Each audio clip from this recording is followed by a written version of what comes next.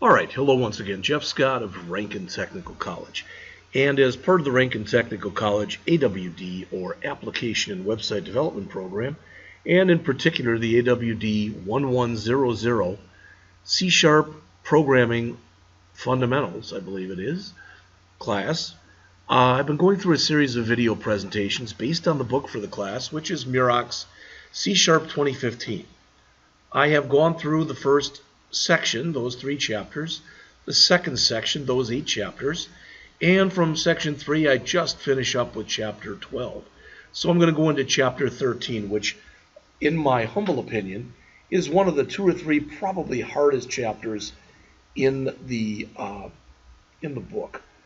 Whether or not we will be going over indexers, delegates, etc., I'm not sure.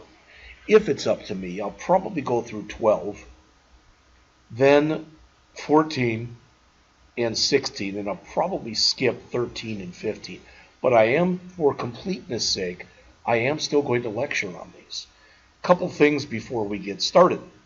First thing, I had problems with that class diagram, and I went back and looked it up, and it says if you haven't installed the class diagram components, you got to do this first. Open the Visual Studio installer.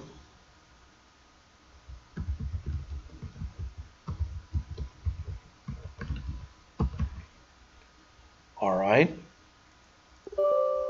And when you do that, you are to select the individual components tab and go down to the code tools.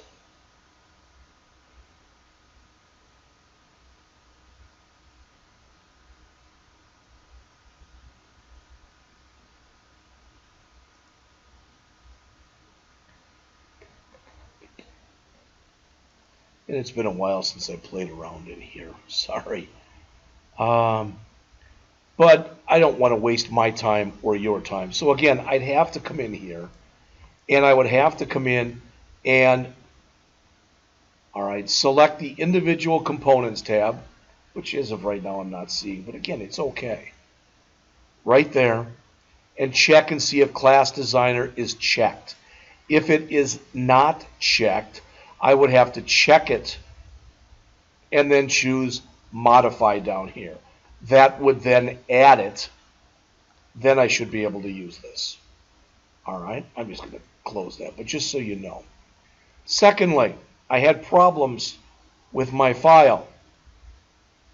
All right, so let me cancel here. And this is what I did to make it work in my product driver. Product1 equals new product. So you can see I have all of the stuff that we talked about before. Now, I don't know if I could use the initializer like this.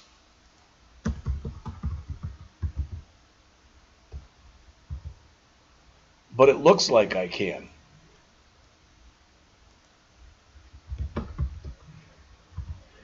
Okay.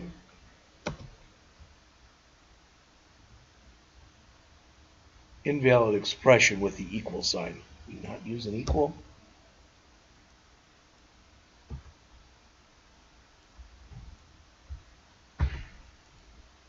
So I could do it like that as well. See that? So there's an example of both doing it with the initializer and doing it without the initializer. All right? So I'm jumping into Chapter 13 right now, which, as I mentioned previously, is a fairly complex chapter.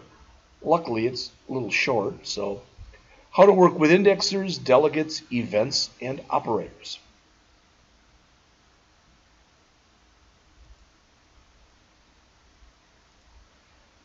We have one applied objective: develop and use classes with these things, those being indexers, delegates, events, and overloaded operators.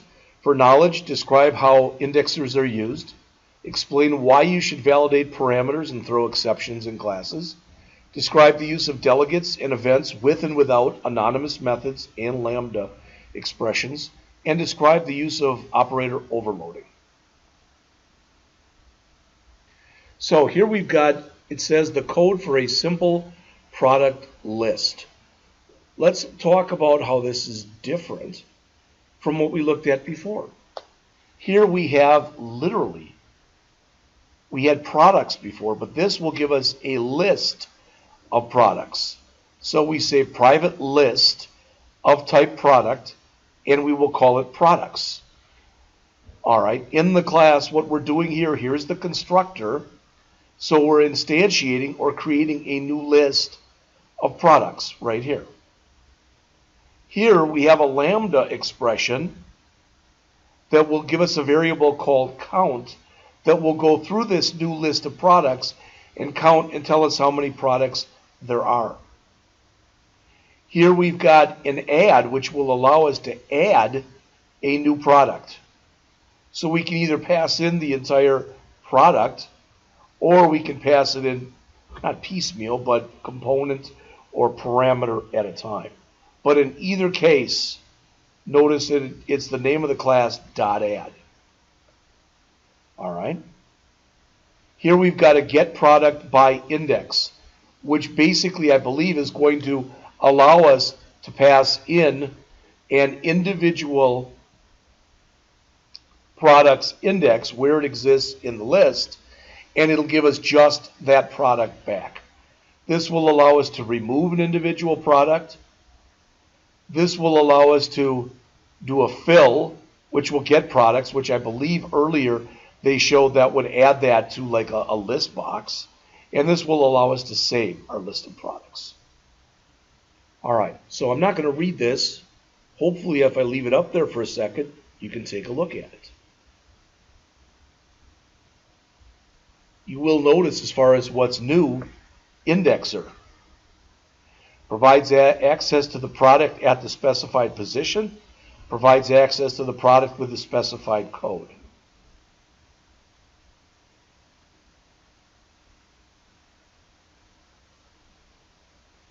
Now, when we do this, my thought is when we get to this point, I have been working kind of on and off in the last few chapters on talking about using a like a payroll system. But hopefully we'll come in and we'll create something like an employee class. All right, it'll allow us, perhaps first we'll include a person class, because every employee is a person, but not every person is an employee. All right. Here's the plus, so we're overloading the plus operator to add a product object to a list. Here we're overloading the minus operator to remove a product from a list. Here's a delegate, as it says, it can be used to register the method used to handle the change event. And that changed event is raised when a product object is added to, updated, or removed from our list. All right. So when you are working with an indexer, the idea is kind of like you've got a list of something that starts at 0. So if I've got 10 products, they should be listed 0 through 9. This would allow me to grab an individual product. Notice, like before, we could have get sets. We can have just get, which means that it's read-only.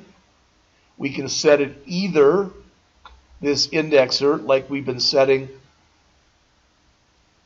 our individual variables before, but here we're basically setting up the entire thing, or we can do it using a lambda expression. All right. We can add this, and we can either add it sort of piecemealish, or we can add it like this. Here's an indexer that checks the range. We talked about this before. All right. If we don't have anything that's in there, what could be wrong? Well, if we put a negative number in there, it would be impossible to have a negative count. It would also be impossible to count more products than you have. So if either one of these conditions were true, we would throw an argument out of range exception. Here's another one where the code, the length can only be up to 4 characters, we're saying here. And if it's greater than that, you're exceeding it, so you're going to throw an argument exception. So this is the user or the code, the program throwing the exception that says the maximum length of the code is 4 characters. So here's 3 different argument exceptions. Out of range, which we just looked at. Null, when something is null, when null isn't allowed. For instance, if you had a null price. All right? And an argument exception when it's invalid for some other reason. An if statement that validates before setting a property. So it is null. You're making sure it starts out with nothing. Then you're checking and you're saying if the length of the code is less than or equal to 4, then it's okay. Then you can add it. All right. Delegates to me are one of the things that are difficult to comprehend, especially if you're fairly new to the biz here. So I go back and I admit, although I have an understanding of them, my understanding is not nearly as good as that of the author. A delegate is created from a class and can refer to methods with a specific return type and a parameter list, which form the signature of the delegate.